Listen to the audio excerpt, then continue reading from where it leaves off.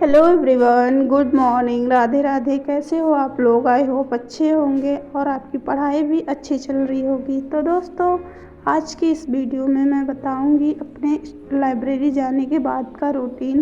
Library जाने के बाद मैं क्या क्या करती हूँ आज की वीडियो में मैं आपको बताऊंगी। आज मैंने कौन कौन सा टॉपिक कवर किया, मैथ में, रीजनिंग में, हिंदी में और पॉलिटी हिस्ट्री में मैंने क्या पढ़ा, सारी चीज़ें मैं डिस्कस करूँगी। तो बने रहें वीडियो के अंत तक।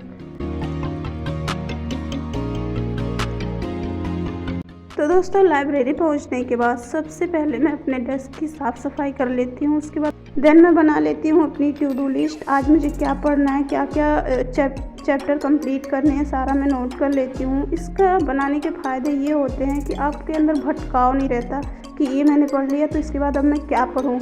आप जब प्रॉपर लिखे रहते हो तो आपको पता रहता है कि मैंने ये चैप्टर मैथ में कंप्लीट कर लिया और रीजनिंग में मुझे अब ये चैप्टर कंप्लीट करना है।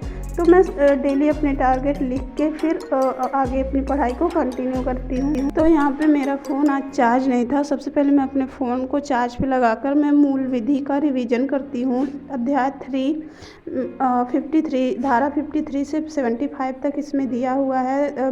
दंड के प्रकार और दंड के जुर्माने का अनुपात, जुर्माना देने पर भी कारावास होता है, जुर्माना नहीं देने पर भी कारावास होता है। इन सब चीज़ों के बारे में मैंने पढ़ा। देन मैं हिंदी का रिवीजन करती हूँ। हिंदी में आज मैंने अपने टारगेट में समास को रखा था, तो उसका मैंने नोट बना रखा है, तो उसका मैं रिवीजन कर लेती हूँ।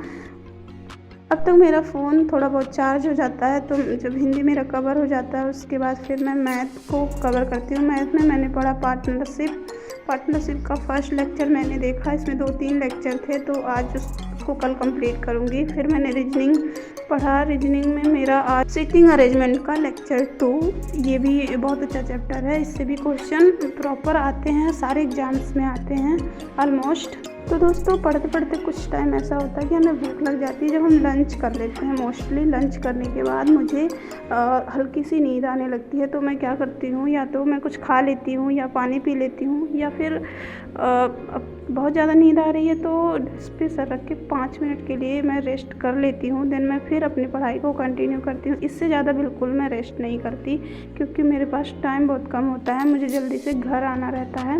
तो मैं सोचती हूँ जितने टाइम हो उतने टाइम अच्छे से पढ़ाई कर लूँ, बिल्कुल रेस्ट नहीं करती, क्योंकि भर्ती का कोई भरोसा नहीं, वैकेंसी कभी भी आ सकती है। डेली इसके न्यूज़ वायरल होते हैं, इतनी वैकेंसी आ रही, उतनी वैकेंसी आ रही। तो लगता है ये हमारा सबसे बड़ा मोटिवेशन है और इसको ध्यान में रखते हुए हमें कंटिन्यू अपनी पढ़ाई को रखना चाहिए, बिल्कुल रेस्ट नहीं करना चाहिए। तो दोस्तों, जो मैंने हिंदी का रिवीजन किया था उसको मैं लिख के प्रैक्टिस कर लेती हूँ। लिख के प्रैक्टिस करने से चीज़ें अच्छे से रिवाइज हो जाती हैं, अच्छे से आपको क्लियर हो जाती हैं।